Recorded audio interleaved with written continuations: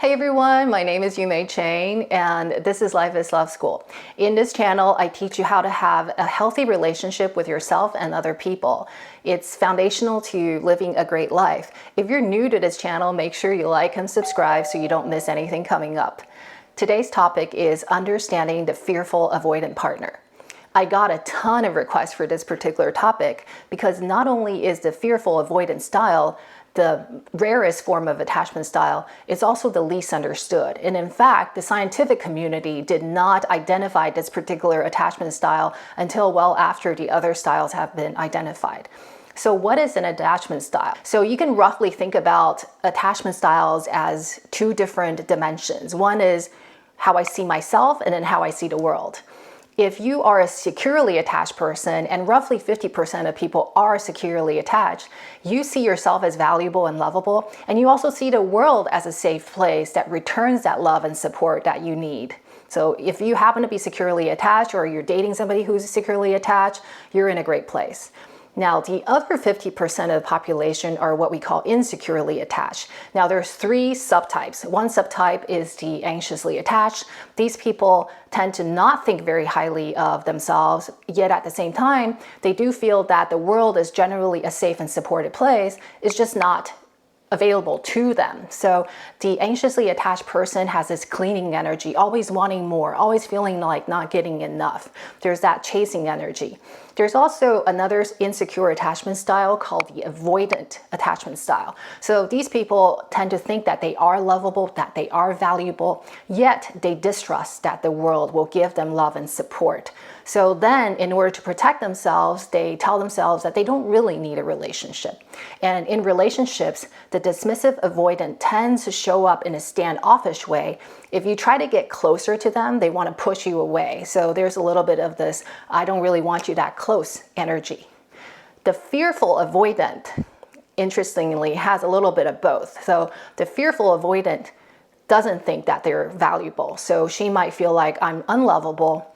Also, she feels like the world is unsafe. The world will not love me. The world is not available, is not supportive to me.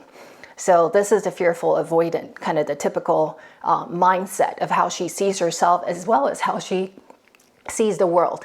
Now, how did a person develop into a fearful avoidant? Like any other attachment style, the blueprint is usually formed in childhood.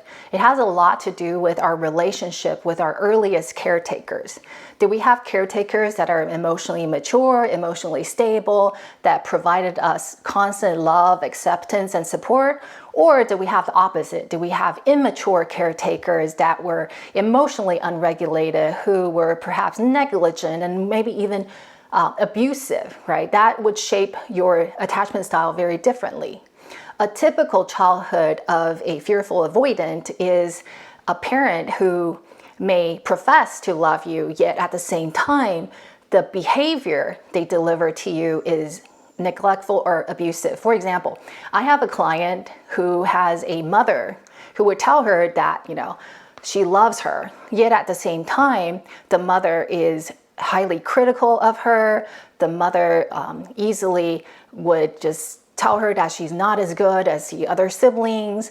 When she does something that the mother does not like, the mother would call the father home to beat her up. And then afterwards, when my client is crying, the mother would come and soothe her. So you can see this like very unpredictable, the mother says one thing, yet delivers another thing. So it's not surprising that my client grew up to be somebody who leans on the fearful avoidance side of the attachment style. She both still wants that love and care from people, yet at the same time, she's also very fearful that she will get hurt.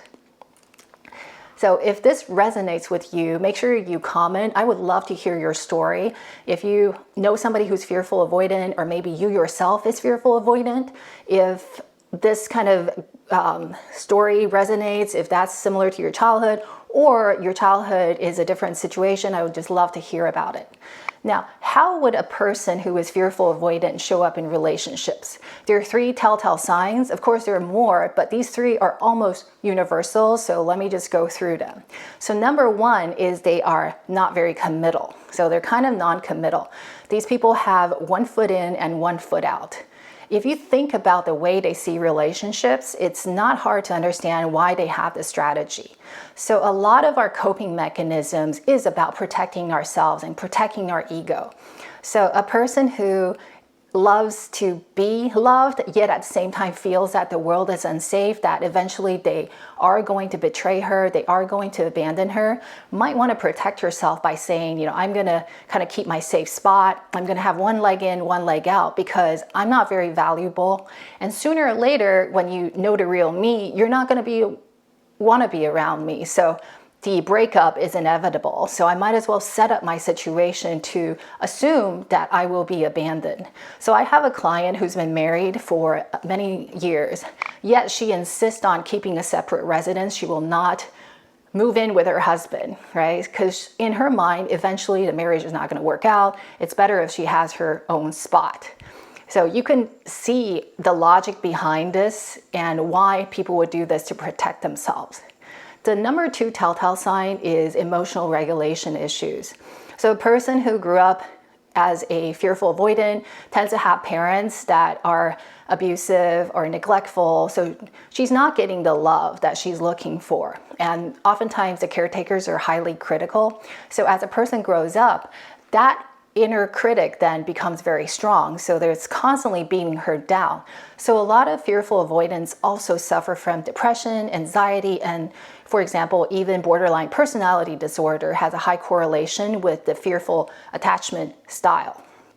Not saying that every fearful avoidant also has a mental illness, but it's not also hard to see the linkage between the two if you have a strong inner critic. And also, a fearful avoidant, when they feel not very good about themselves, they try to prop themselves up. And some people do it by trying to look bigger. And part of that might be, I want my partner to be awesome. So sometimes they would be highly critical of their partner as well, wanting their partner to make more money, to look better, etc. So they put a lot of pressure on their partner due to the fact that they don't feel very valuable, and also that inner critic also spills out to the relationship. So it tends to have an effect of making everybody a little bit miserable too. Now, when a person has a strong inner critic, it's not surprising to see that they also don't have a emotional profile that's more calm. Their emotional profile tends to have a lot of ups and downs, because when things that make people feel a little bit bad, they have a strong inner critic that really pulls them down, and etc. So their lows are definitely a bit lower as well. And when they have emotional regulation issues, sometimes it could result in the flare-up being really strong. They get extremely angry, and sometimes it can erupt into emotional or even physical violence. Now, tell sign number 3 is fearful avoidance. Compared to other attachment styles, tend to have more sexual partners. The reason is because fearful avoidants really crave that connection, yet they're also afraid of the connection because they think that other people will hurt them, will betray them. Whereas like having a physical connection, having sex, oftentimes is just getting some validation, getting some surface level connection without deeply investing yourself emotionally. So for the fearful avoidant, having sexual partners, and especially very shallow ones, maybe one-night stands, a lot of times can satisfy their need for that connection, while at the same time protecting their heart from real pain. So compared to other attachment styles, they tend to have more sexual partners. Also, another reason is that fearful avoidants oftentimes grow up with parents who disrespected their boundaries, or even worse, when they said no, their parents punished them. So when they show up in situations, sexual situations, they might be in situations where they don't want to have sex, yet they don't say no. So they just acquiesce to it, because they feel like their no means nothing anyways. So they have sex sometimes when they don't want to have it. I hope you find this content helpful. Drop a comment and let me know which particular telltale signs resonate with you, or if I missed anything. I also plan to do another episode on how to heal the fearful avoidant style, because I think of all the insecure styles, probably the fearful avoidant suffers the most, because the person both feels unlovable, not valuable, and also distrust the world. So there's a lot of hypervigilance and not feeling that the world will return love. So that's a very painful place to be.